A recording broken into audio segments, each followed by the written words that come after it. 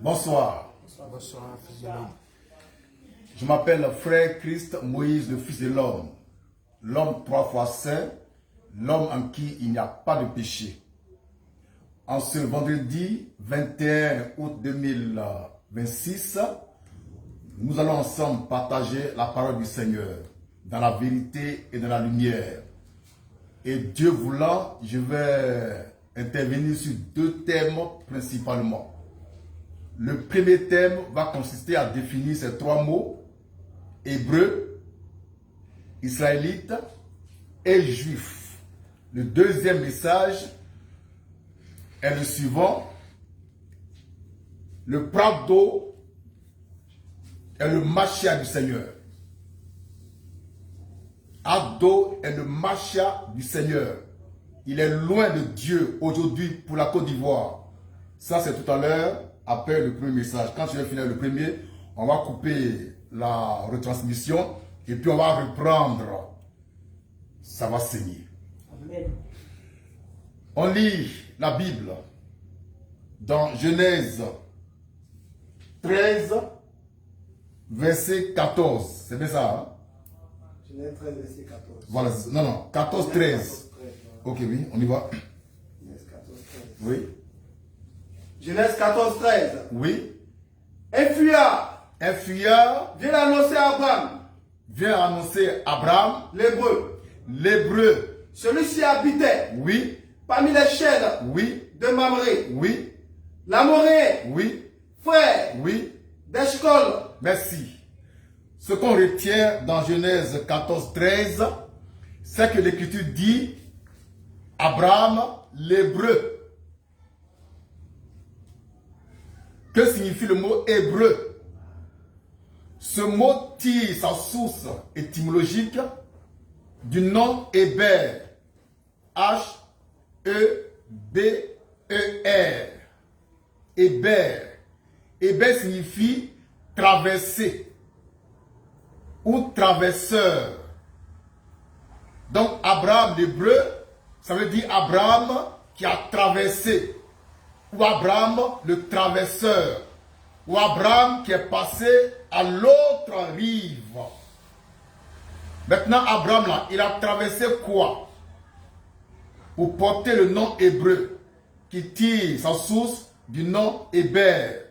Abraham a traversé le fleuve Euphrate. Il était en Mésopotamie, sa terre natale. Et Dieu lui a dit d'aller à Canaan. Or, entre Mésopotamie et Canaan, il y a le fleuve Euphrate. Donc, Abraham a dû traverser le fleuve Euphrate pour aller vers sa destinée prophétique. Donc, le mot hébreu signifie celui qui a traversé, ou le traverseur.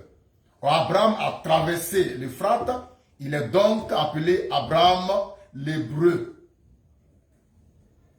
C'est bon? Très bien.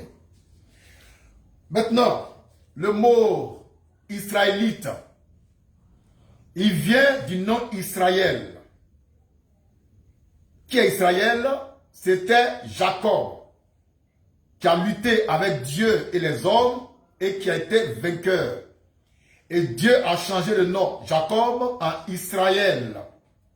Donc, un Israélite, c'est celui qui descend d'Israël. Jacob, surnommé Israël, a fait 12 fils. Ces 12 fils sont israélites. Ils ont engendré 12 tribus d'Israël, qui sont 12 tribus israélites. Donc le mot israélite vient du mot Israël. Maintenant, est-ce qu'Abraham est israélite? Abraham n'est pas israélite. Abraham, il est hébreu. Maintenant, est-ce que l'israélite est hébreu? Oui, il est hébreu. Maintenant, que signifie le mot juif? Jésus est juif. Nous aussi, on est juif. Maintenant, que signifie le mot juif? Le mot juif vient du nom du mot Judas. J-U-D-A. À ne pas confondre avec Judas l'Iscariote. Le mot Judas, sans S, signifie louange. Rendre grâce à Dieu. C'est ça le mot Judas. Et Judas, c'est le quatrième fils de Jacob avec Léa. Donc ceux qui descendent de Judas sont appelés Juifs. Et puis là-bas, au sud, il y a la Judée avec deux tribus. La tribu de Judas et la tribu de Benjamin. Au nord, il y avait les 10 tribus d'Israël. Mais au sud, il y en avait deux. Judas et Benjamin. Donc tous ceux qui descendent de la Judée, on les appelle aussi Juifs. Donc le Juif, il descend de Judas, qui est le quatrième fils d'Israël, avec Léa. Le Juif, il est aussi originaire de la région de Judée, là-bas en Palestine.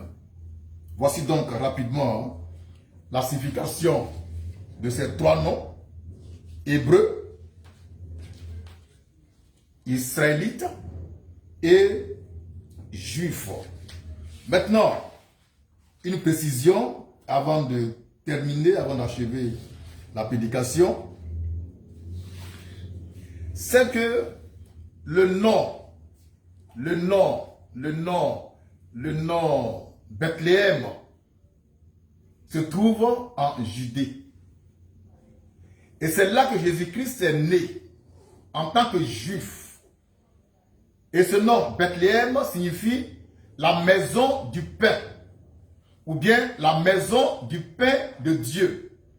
Donc Christ étant le pain vivant, c'est là qu'il devait naître, à Bethléem. Amen. La maison du pain, ou la maison du pain de Dieu. D'accord? Et puis, Judas signifie louange, hébreu signifie le traverseur, celui qui a traversé, israélite, ça veut dire celui qui descend d'Israël. Donc voici brièvement le message, le tout premier message de ce soir, du vendredi 21 août 2026. Maintenant, nous allons arrêter la retransmission en direct pour entamer le deuxième message qui va porter sur le Prado, notre président d'eau, qui est le Mashiach du Seigneur. Il est loin de Dieu, il est le Messie de Dieu pour nous aujourd'hui. Et je vais en apporter les preuves bibliques. Merci, je suis Manfresh.